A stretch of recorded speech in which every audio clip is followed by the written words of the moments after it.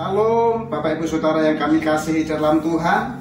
Puji Tuhan, oleh karena anugerahnya kita hari ini masih diberi kesempatan oleh Tuhan untuk beribadah kepada Tuhan. Kami percaya kalau kita sekarang ini ada itu semua karena berkat dan rahmat-Nya semata. Oleh sebab itu mari kita siapkan hati dan pikiran kita saat ini untuk beribadah kepada Tuhan. Sekalipun kita tidak bisa berjumpa atau bertemu secara langsung di gedung gereja, tetapi melalui ibadah online ini kita juga bisa mengalami lawatan Tuhan yang luar biasa. Firman Tuhan terambil dalam Mazmur pasal yang ke-103 ayat 1 sampai 5. Demikian firman Tuhan dari Daud. Pujilah Tuhan hai jiwaku, pujilah namanya yang kudus hai segenap batinku. Pujilah Tuhan hai jiwaku, dan janganlah lupakan segala kebaikannya. Dia yang mengampuni segala kesalahanmu, yang menyembuhkan segala penyakitmu. Dia yang menebus hidupmu dari lubang kubur, yang memahkotai engkau dengan kasih setia dan rahmat. Dia yang memuaskan hasratmu dengan kebaikan, sehingga masa mudamu menjadi baru seperti pada burung Raja Wali. Bapak Ibu yang dikasihi Tuhan, mari kita boleh setiap saat memuji Tuhan.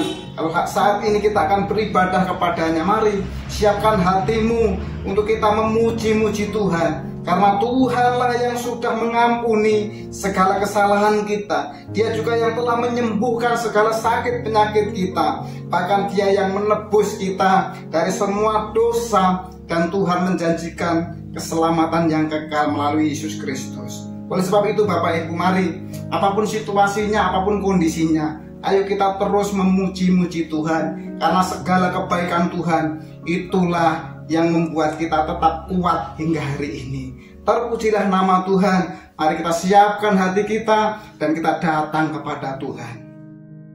Bapa kami yang di surga, kami mengucap syukur pada kesempatan ini Engkau memberi anugerah bagi kami sehingga kami bisa beribadah padamu Tuhan. Kami siapkan hati kami untuk memuji dan menyembah Engkau. Kiranya ibadah kami menjadi ibadah yang berkenan kepadamu. Berkati para pelayanmu yang hari ini melayani, baik tim PAW, para pemusik, dan juga hambamu yang Tuhan siapkan untuk melayani firman Tuhan. Urapi semua dengan kuasa Roh Kudus-Mu yang luar biasa. Dan setiap kami yang join hari ini, kiranya Tuhan lawat dengan hadirat-Mu sehingga kami mengalami Tuhan dalam hidup kami masing-masing. Dalam nama Tuhan Yesus kami berdoa dan bersyukur. Amin.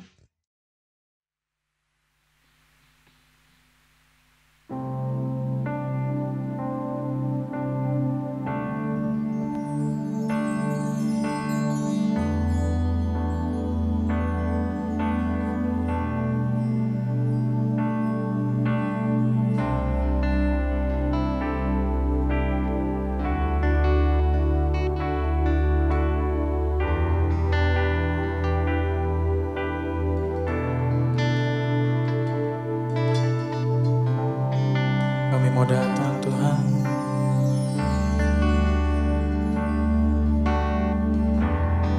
Kami mau datang di hadirat-Mu Tuhan.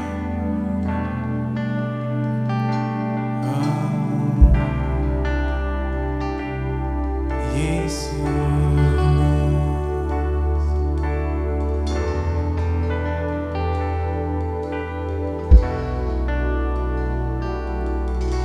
tak ada yang mustahil, tak ada yang tak mungkin bagimu. Yesus, melebihi semua yang pernah ku pinta Kau berikan bagiku. Ku menyembah-Mu,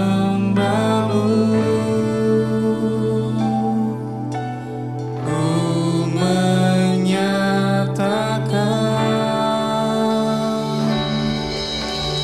Engkau sanggup mengubah tangisan menjadi tarian.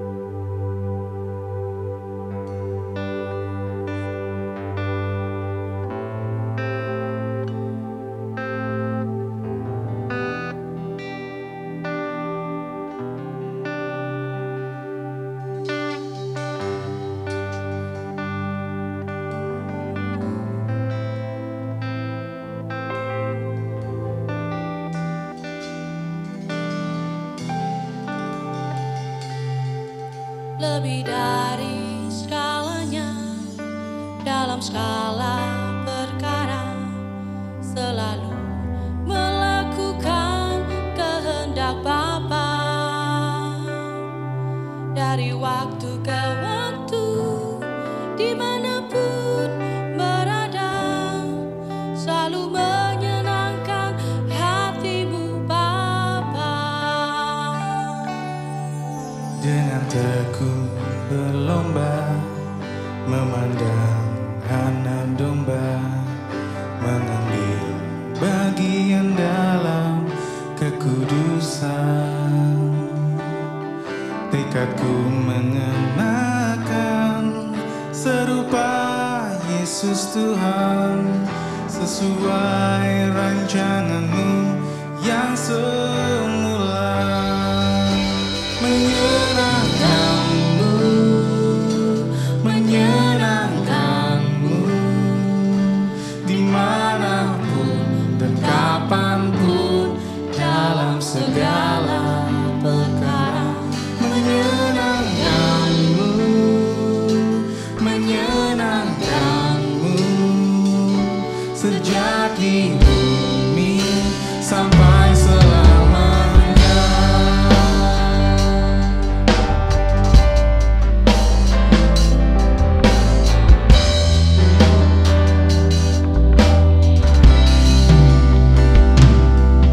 Dengan tekun berlomba, memandang anak domba, mengambil bagian dalam kekudusan.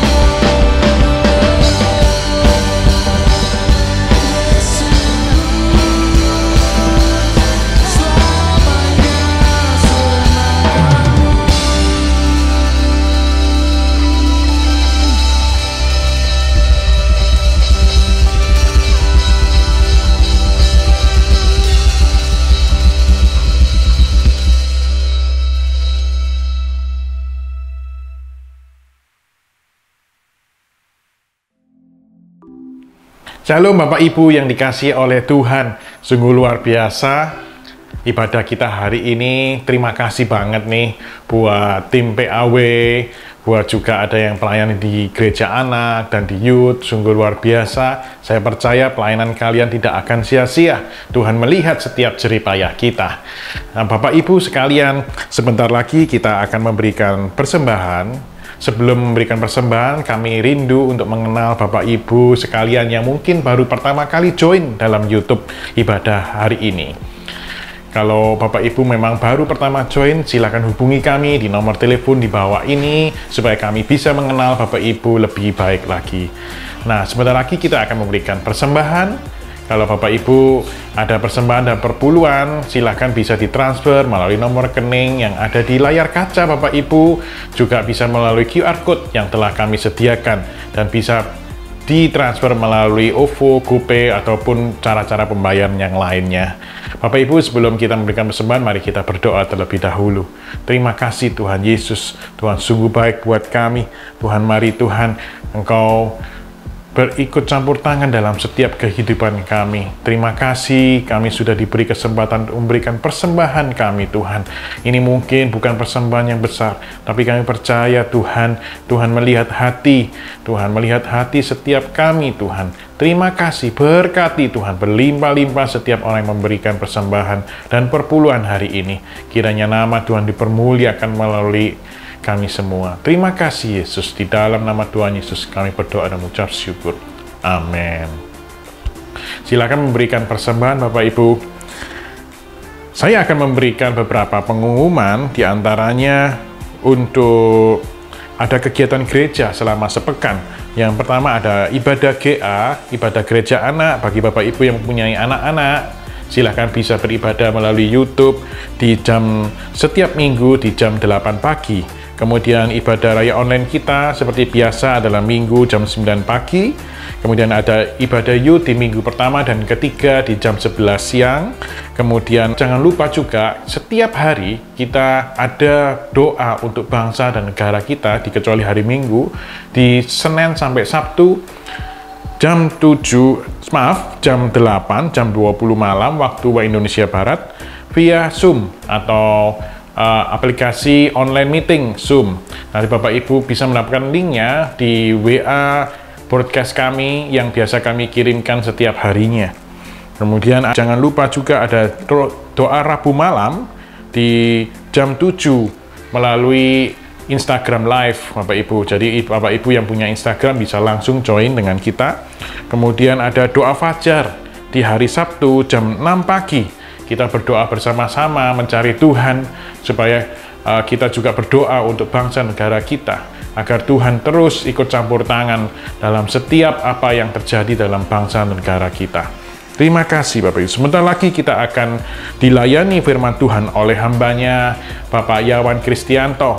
Saya percaya Tuhan sudah menitipkan pesan yang luar biasa untuk kita semua agar kita dapat menghidupi firman Tuhan sehingga firman Tuhan dalam hidup kita bisa bertumbuh dan berbuah berkali-kali lipat. Terima kasih, Tuhan Yesus memberkati kita semua. Shalom Bapak Ibu yang dikasihi Tuhan, kita berjumpa kembali di dalam ibadah online hari Minggu 12 September 2021. Saya percaya kita tetap di dalam persekutuan bersama Tuhan. Tuhan tetap memberikan kesehatan dan kekuatan bagi kita semua. Bapak Ibu yang dikasihi Tuhan, tema ibadah kita adalah mengenai I do new thing. Tapi mari kita coba membaca di dalam kisah Gideon yang ada di dalam kitab Hakim-Hakim pasal 6-8. Kita mau belajar ya, ketika kita melakukan sesuatu yang baru, hal-hal apa yang Tuhan ingatkan kepada kita. Ya. Di dalam kisah tentang Gideon ini yang tertulis dalam kitab Hakim-Hakim, di situ menggambarkan di mana bangsa Israel ketika mereka berubah setia kepada Tuhan, Tuhan mengizinkan bangsa Midian untuk datang dan menguasai bangsa Israel. Di mana bangsa Midian ini menghancurkan segala sesuatu apa yang bangsa Israel usahakan, apa yang bangsa ini tabur, apa yang bangsa ini pelihara, dihancurkan sehingga tidak bersisa. sehingga keadaan bangsa ini sangat-sangat buruk dan sangat-sangat memprihatinkan, dan kan dikatakan di situ melaratlah bangsa Israel ini. Tetapi di dalam kitab Gideon ini ada beberapa hal yang kita itu mau belajar bersama-sama. Ya, yang pertama adalah di dalam kitab Hakim-Hakim 6 ayat 11 sampai 15. Coba kita baca bersama-sama ya. Ketika bangsa Israel ini berseru kepada Tuhan, meminta pertolongan, Tuhan mengirimkan malaikatnya. Kemudian datanglah malaikat Tuhan dan duduk di bawah pohon terbantin di Opra kepunyaan Yoas orang Abiezer itu. Sedang Gideon anaknya mengirik gandum dalam tempat pemerasan anggur agar tersembunyi bagi orang Midian. Malaikat Tuhan menampakkan diri kepadanya dan berfirman kepadanya demikian, Tuhan menyertai engkau, ya pahlawan yang gagah berani. Jawab Gideon kepadanya, ah Tuanku, jika Tuhan menyertai kami, mengapa semua ini menimpa kami? Di mana segala perbuatan-perbuatannya yang ajaib yang diceritakan oleh nenek moyang kami kepada kami ketika mereka berkata, bukankah Tuhan telah menuntun kita keluar dari Mesir? Tetapi sekarang Tuhan membuang kami dan menyerahkan kami ke dalam cengkraman orang Midian.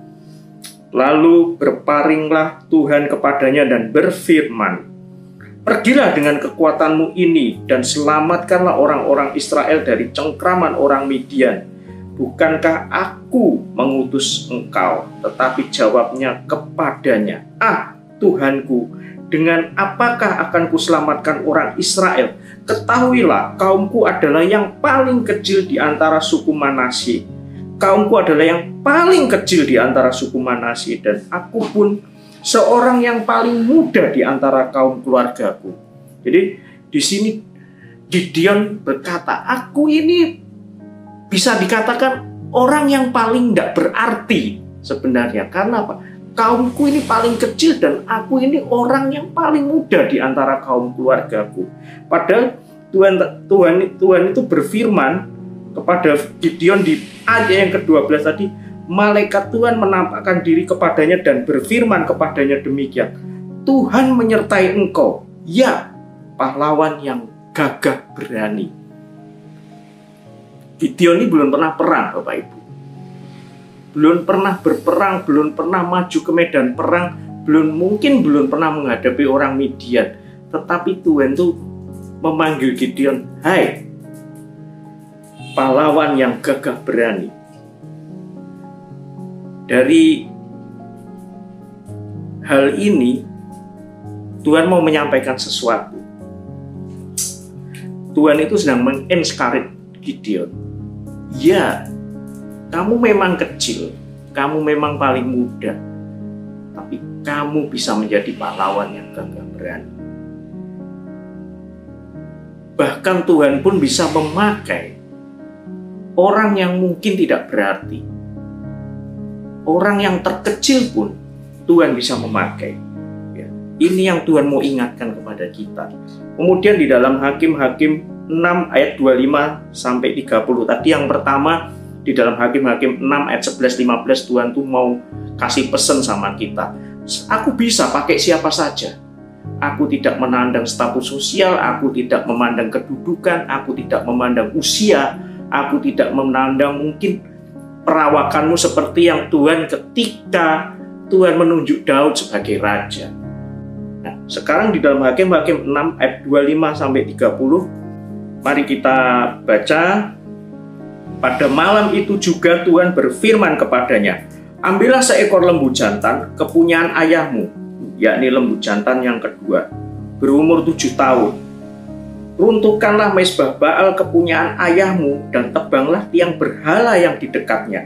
Kemudian dirikanlah mezbah bagi Tuhan Allahmu di atas kubu pertahanan ini dengan disusun baik. Lalu ambillah lembu jantan yang kedua dan persembahkanlah korban bakaran dengan kayu tiang berhala yang akan kau tebang itu. Kemudian Gideon membawa 10 orang hambanya dan diperbuatnyalah seperti yang difirmankan Tuhan kepadanya. Tetapi karena ia takut kepada kaum keluarganya dan kepada orang-orang kota itu untuk melakukan hal itu pada waktu siang, maka dilakukannya pada waktu malam. Ketika orang-orang kota itu bangun pagi-pagi, tampaklah telah dirobohkan mezbah Baal itu, telah ditebang tiang berhala yang di dekatnya, dan telah dikorbankan lembu jantan yang kedua di atas mezbah yang didirikan itu. Berkatalah mereka seorang kepada yang lain, siapakah yang melakukan hal itu? Setelah diperiksa dan ditanya-tanya, maka kata orang, Gideon bin Yoas, dialah yang melakukan itu. Sesudah itu berkatalah orang-orang kota itu kepada Yoas, bawalah anakmu itu keluar, dia harus mati karena ia telah merobohkan mezbah Baal dan karena ia telah menebang tiang berhala yang di dekatnya. Jadi di dalam Hakim-Hakim 6 ayat 25-30 ini, Gideon melakukan merobohkan mezbah Baal yang ada di rumahnya. Walaupun dia takut, tetapi dia lakukan karena Tuhan berfirman seperti itu. Di dalam ayat sebelumnya, Tuhan men-encourage Daniel. Dia berkata, engkaulah pahlawan. Dan ketika Tuhan setelah men-encourage Gideon, dia mau melihat apakah Gideon ini mau melakukan satu tindakan iman, satu langkah nyata untuk menuruti firman Tuhan.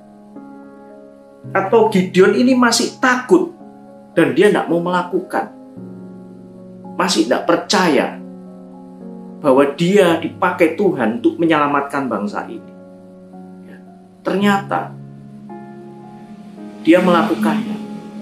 Walaupun itu adalah satu tindakan yang mungkin bisa saja atau sangat kemungkinan besar dia akan dibunuh, dihakimi, tapi tetap dia lakukan. Walaupun dia mengatakan dia takut, tapi karena firman Tuhan menyuruhnya melakukan, dia lakukan.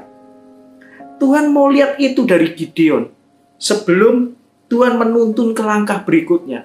Benar nggak Gideon ini mau melakukan satu tindakan? Dalam hal ini Tuhan mau mengingatkan kita. Ketika Tuhan menyampaikan sesuatu kita untuk melakukan, benar nggak kita mulai mengambil satu langkah nyata, satu tindakan iman di dalam hidup kita?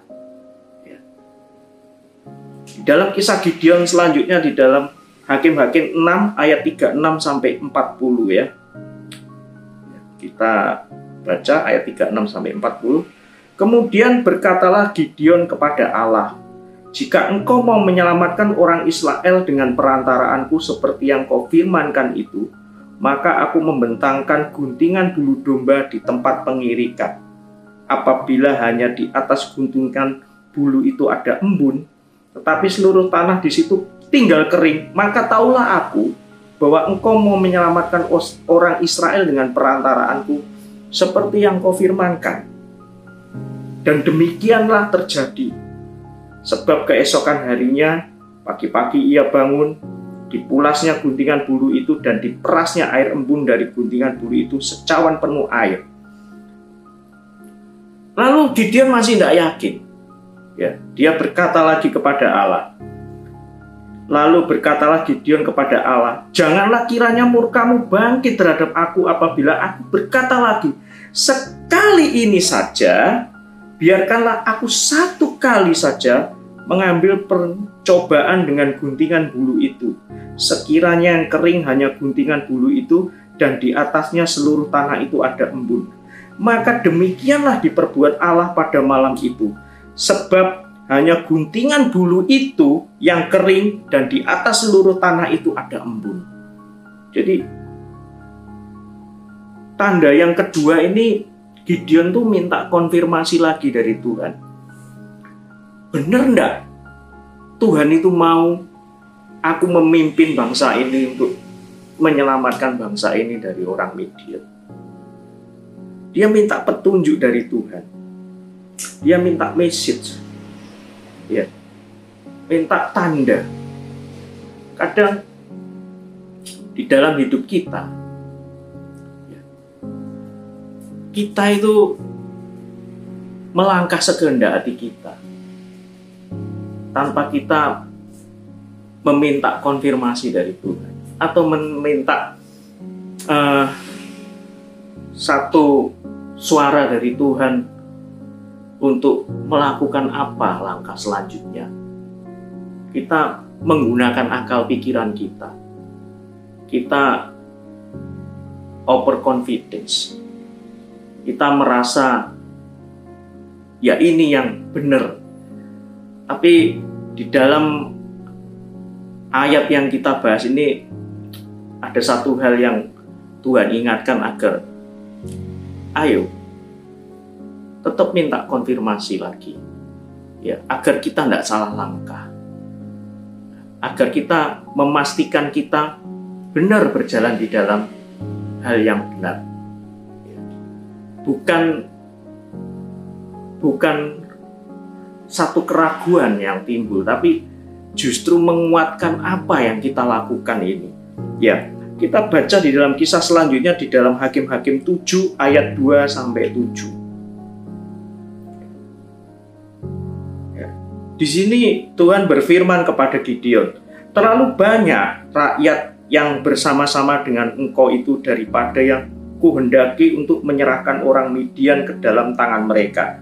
Jangan-jangan orang Israel memegah-megahkan diri terhadap aku sambil berkata, tanganku sendirilah yang menyelamatkan aku. Maka sekarang serukanlah kepada rakyat itu demikian.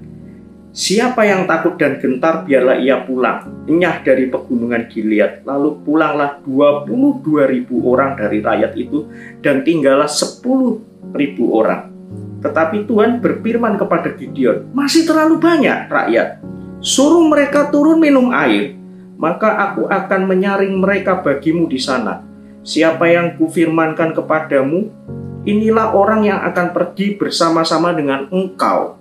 Dialah yang akan pergi bersama-sama dengan engkau, tetapi barang siapa yang kufirman kepadamu, inilah orang yang tidak akan pergi bersama-sama dengan engkau. Dialah yang tidak akan pergi. Jadi kalau Tuhan ngomong, ini yang akan pergi, ini yang pergi. Kalau ini yang tidak akan pergi, ya dia tidak akan pergi. Lalu Gideon menyuruh rakyat itu turun minum air, dan berfirmanlah Tuhan kepadanya, barang siapa yang menghirup air dengan lidahnya seperti anjing menjilat, haruslah kau kumpulkan sendiri. Demikian juga semua orang yang berlutut untuk minum. Jumlah orang yang menghirup dengan tangan ke mulutnya ada 300 orang, tetapi yang lain dari rakyat itu semuanya berlutut minum air. Lalu berfirmanlah Tuhan kepada Gideon, dengan ke-300 orang yang menghirup itu akan kuselamatkan kamu. Aku akan menyerahkan orang Midian ke dalam tanganmu, tetapi yang lain dari rakyat itu semuanya boleh pergi masing-masing ke tempat kediamannya. Di dalam ayat yang ini, Tuhan mau Gideon tetap bergantung kepada Tuhan. Tuhan tidak mau Gideon setelah di-encourage, dikasih tanda, dikasih message, ya, dikonfirmasi oleh Tuhan, dia melupakan Tuhan dan bergantung kepada kekuatannya sendiri. Gideon merasa kuat karena pasukannya banyak. Bukan itu yang Tuhan mau. Tapi yang Tuhan mau adalah Gideon mau bergantung kepada Tuhan. 300 orang untuk melawan orang Midian. Mungkin kita bukan berpikir 100 kali lipat, 1000 kali lipat. Tapi Tuhan mau bahwa kalau ini nanti menang, bangsa Israel atau Gideon tidak merasa bahwa ini adalah hasil usahaku sendiri, tapi karena ini adalah turut campur tangan Tuhan. Ada satu kejadian yang pernah saya alami, ya Bapak Ibu. Waktu saya mau membangun rumah, di awal saya pikir waktu itu ini tidak cukup dananya. Saya bersama istri berdoa, berusaha, dan Tuhan kasih pertolongan yang tidak kita duga. Tuhan memberikan satu jalan yang tidak pernah kita duga. Sehingga ketika itu terjadi, dana untuk bangun rumah ini cukup. Saya hitung-hitung, oh sudah cukup. puji Tuhan, cukup sudah. Kita tidak perlu khawatir, tidak perlu bingung, ya, tidak perlu apalah khawatir, bingung atau gimana. Pokoknya ini sudah cukup. Jadi sudah tinggal setor-setor aja ketika pembangunan berjalan. Rupanya ketika saya punya pikiran seperti itu, ya, saya bergantung kepada uang tabungan yang sudah kita kumpulkan, ya, walaupun bahwa itu terkumpul karena Tuhan turut campur tangan, tapi ketika itu sudah terkumpul, saya merasa, oh ya, ini sudah cukup, ini sudah beres semua ini, sudah, kita tidak perlu takut lagi, tidak perlu khawatir lagi, tidak perlu bingung lagi. Bahkan mungkin kalau dalam tanda kutip mungkin nggak perlu doa terlalu keras. Tapi kemudian Tuhan izinkan sesuatu terjadi. Ya, ada salah satu saudara yang mau pinjem uang itu. Ya, saya bilang, loh, ini mau saya pakai ini untuk bangun rumah ini. Jangka waktunya paling enggak 2 bulan ke depan. Ini uang ini akan terpakai. Dia bilang, aku enggak sampai 2 bulan. 1 bulan tak kembalikan. Pasti itu, oke. Tapi saya pikir, ya nggak ada salahnya sih, apalagi dia saudara dekat ya, sepupu seperti itu. Nggak mungkin lah dia bagaimana. Oke, kita kasih pinjem. Setelah kita kasih pinjem, ya, ternyata apa yang nggak kita pikirkan itu terjadi, Bapak Ibu. 1 bulan lewat nggak dikembaliin. Ya, 1,5 bulan lewat nggak dikembaliin, belum ada katanya. Nah, sedangkan pembangunan itu berjalan, rumah itu. Ya, rumah yang saya tempati ini mulai berjalan. Saya mulai bingung, saya mulai khawatir. Ya, saya mulai berdoa lagi, mulai mengharapkan pertolongan Tuhan. Tuhan, bagaimana ini caranya? Bagaimana ini caranya? Mulai cari Tuhan lebih sungguh-sungguh lagi ya, karena ini tidak balik. Ini kalau tidak balik berhenti pembangunannya, kacau. Tambah nanti habis banyak ini malah. Ya, saya berdoa, dan ketika waktu mendekati deadline, ya ternyata saudara saya itu mengembalikan uangnya. Ya, saya bersyukur. Tapi di situ ada satu pelajaran yang Tuhan mau kasih tahu. Ya, jangan pernah mengandalkan apa yang kamu miliki. Jangan pernah mengandalkan apa yang ada padamu. Tetap bergantung kepada Tuhan. Sama seperti yang dilakukan Tuhan kepada Gideon. 300 orang untuk melawan orang Midian. Itu sesuatu yang menurut saya tidak salah, Tuhan ini jumlahnya. Tapi di situ ada maksud Tuhan supaya Gideon tidak sombong, supaya bangsa Israel tetap melihat kepada Tuhan. Apa yang mau Tuhan lakukan ini? Kita baca di Hakim-Hakim 7 ayat 16 sampai 22. Ya. Nah, kita memang banyak baca di Alkitab ini ya, karena kalau kita renungkan kisah Gideon ini, apa yang Tuhan lakukan semua terhadap Gideon, itu Tuhan punya maksud, Tuhan punya rencana, Tuhan punya pengaturan. Ya, bahkan ketika Tuhan menunjuk Gideon, mengencourage Gideon, memberikan message, memberikan konfirmasi kepada Gideon. Dan ketika Gideon menanyakan balik, ya, kemudian ketika Tuhan menyuruh Gideon untuk melakukan satu tindakan iman, itu semua maksud Tuhan itu jelas sekali di situ. Ya, kita baca di Hakim-Hakim 7 ayat 16 ayat 22. Sesudah itu dibaginyalah ke 300 orang itu ke dalam 3 pasukan, dan ke tangan mereka semuanya diberikannya sangkakala dan buyung kosong dengan suluh di atas buyung itu. Kalau kita baca ini 300 orang perang, ya, diberi sangkakala dan buyung kosong. Mungkin kalau diberikan pedang aja mereka berperang menang tanda tanya. Tapi ini tidak diberi pedang, tapi diberikannya sangkakala dan buyung kosong dengan suluh di atas buyung itu. Dan berkatalah ia kepada mereka, perhatikanlah aku dan lakukanlah seperti yang kulakukan. Apabila aku sampai ke ujung perkemahan itu, haruslah kamu lakukan seperti yang kulakukan. Ini satu strategi ya Bapak Ibu. Apabila aku dan semua orang yang bersama-sama dengan aku meniup sangkakala, maka haruslah kamu juga meniup sangkakala sekeliling seluruh perkemahan itu dan berseru, demi Tuhan dan demi Gideon. Lalu Gideon dan ke-100 orang yang bersama-sama dengan dia sampai ke ujung perkemahan itu. Pada waktu permulaan giliran jaga tengah malam, ketika penjaga-penjaga itu baru ditempatkan, lalu mereka meniup sangkakala sambil memecahkan buyung yang di tangan mereka. Demikianlah ketiga pasukan itu bersama-sama meniup sangkakala dan memecahkan buyung dengan memegang obor di tangan kirinya dan sangkakala di tangan kanannya untuk ditiup, serta berseru, pedang demi Tuhan dan demi Gideon. Sementara itu tinggallah mereka berdiri masing-masing di tempatnya sekeliling perkemahan itu, tetapi seluruh tentara musuh menjadi kacau balau, berteriak-teriak dan melarikan diri. Sedang ke-300 orang itu meniup sangkakala, maka di perkemahan itu Tuhan membuat pedang yang seorang diarahkan kepada yang lain. Lalu larilah tentara itu sampai ke Betsita, ke arah Serera, sampai ke pinggir Abel Mehola di dekat Tabat. Jadi ketika orang ini memecahkan buyung dan meniup sangkakala, ke-300 orang meniup sangkakala, maka apa yang terjadi? Kacau balaulah tentara musuh itu dan mereka saling menusuk, saling berperang sendiri.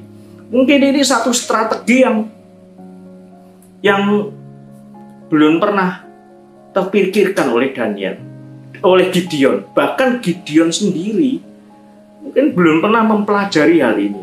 Tetapi ketika Tuhan memilih 300 orang ini, Tuhan sudah punya strategi yang diberikan hikmat kepada Gideon. Ini yang harus dilakukan. Ya. Bahkan di dalam Hakim-Hakim 8 ayat 10 di situ dikatakan 120.000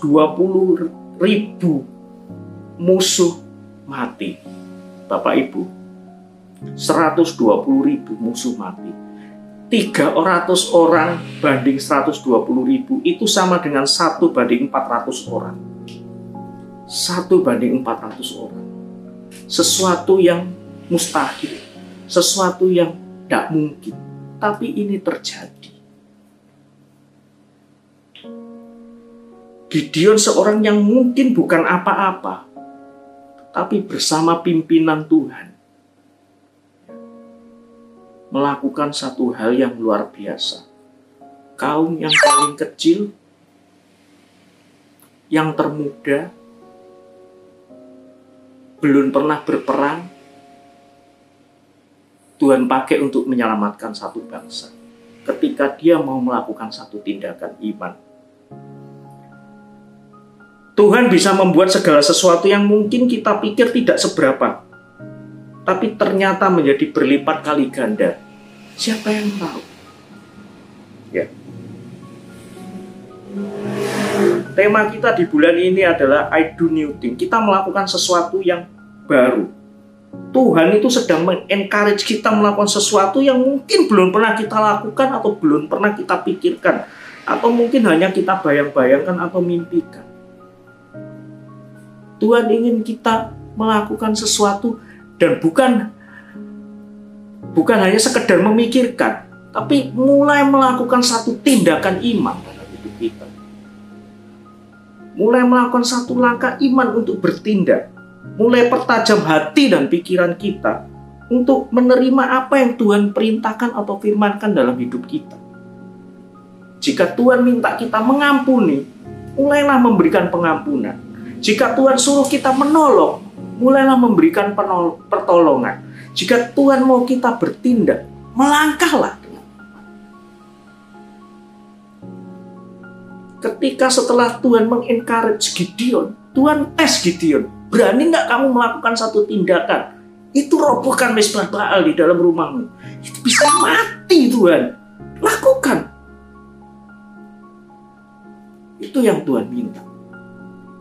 Mulai mengambil satu tindakan nyata ketika kita menerima firman dari Tuhan.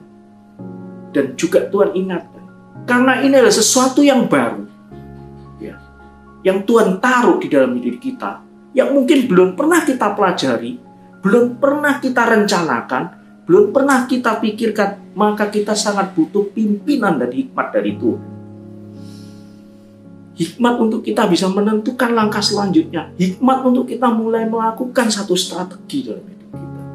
Seperti yang dilakukan oleh Gideon dengan 300 orang berperang untuk menyelamatkan satu bangsa. Bapak Ibu yang dikasihi Tuhan, ya, satu message lagi yang bisa kita terima dari kisah Gideon ini. Sebenarnya ketika kita melakukan sesuatu yang baru, ketika Tuhan itu menyuruh kita melakukan sesuatu yang baru, ada satu hal yang Tuhan mau buat dalam hidup kita. Sebenarnya adalah Tuhan mau memaksimalkan hidup kita. Gideon, ya, yang mungkin dikata ya seorang yang bukan apa-apa, mungkin ya nothing, nobody, tapi ketika Tuhan mau dia melakukan sesuatu, Tuhan itu sedang memaksimalkan hidup Gideon. Ketika Tuhan meminta kita melakukan sesuatu yang baru, sebenarnya Tuhan mau memaksimalkan potensi kita, memaksimalkan hidup kita, memaksimalkan berkat kita, memaksimalkan fungsi kita, dan memaksimalkan apa yang kita perbuat untuk kerajaan surga, untuk anak cucu kita. Tujuan utamanya seperti itu. Gideon yang bukan apa-apa, Tuhan panggil sebagai seorang pahlawan. Itu adalah tujuan dari Tuhan ketika dia menginspirasi. Sama seperti kita, Tuhan memanggil kita imamat yang rajani, bangsa yang kudus, umat kepunyaan Allah. Ketika kita melakukan satu tindakan iman, satu langkah yang baru,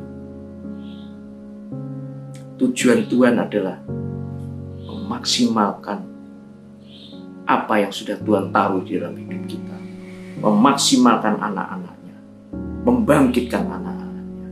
Bapak Ibu yang dikasihi Tuhan, biarlah kitab Gideon ini menjadi perenungan kita bahwa Tuhan bisa memakai siapa saja.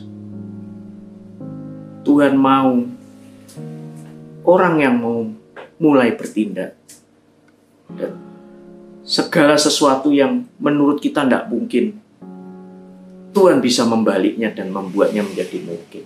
Yang mustahil menjadi tidak mustahil. Dan ketika itu semua terjadi, kita bisa melihat pelipat gandaan dari Tuhan di dalam hidup kita. Haleluya. Mari kita berdoa. Tuhan, terima kasih buat pagi hari ini. Kau memberikan hikmat kepada kami semua. Apa yang harus kami lakukan selanjutnya di dalam hidup kita. Kami percaya Tuhan, kami ada untuk menjadi orang-orang yang maksimal di dalam hidup kami Tuhan. Karena kami Engkau pakai untuk menjadi berkat, jadi saluran berkat, jadi sumber, menjadi kekuatan, menjadi penghiburan, menjadi pertolongan bagi orang-orang yang ada di sekeliling kami.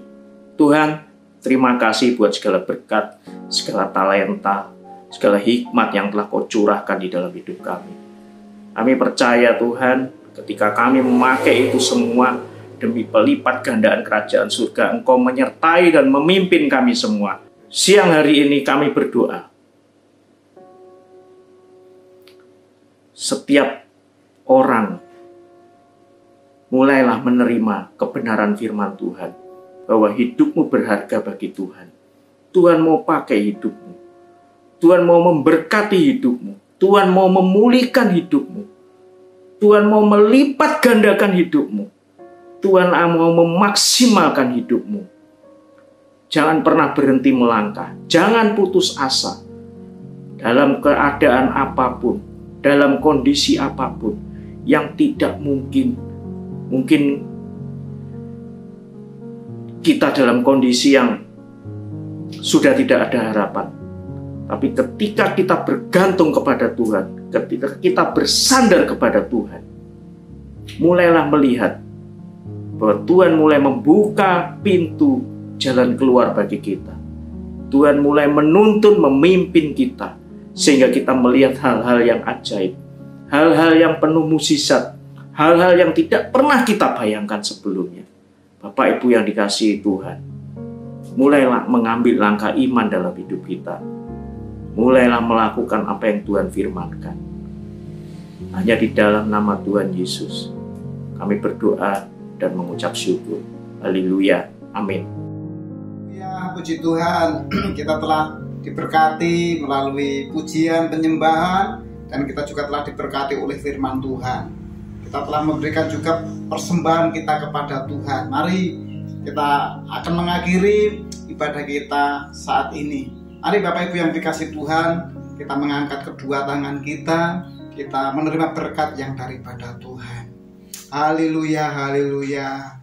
Bapak Ibu yang dikasih Tuhan, sekarang terimalah berkat, rahmat dan anugerahnya, kasih dan karunia-Nya dari Tuhan Yesus Kristus memberkati hidupmu. Diberkatilah rumah tanggamu, diberkatilah usaha dan pekerjaanmu, diberkatilah anak cucumu, diberkatilah apa yang kau kerjakan dan dibuat berhasil oleh Tuhan. Berkat ini kita terima di dalam nama Allah Bapa, Allah Anak dan Allah Roh Kudus, di dalam nama Tuhan Yesus Kristus. Mari kita yang percaya boleh berkata amin.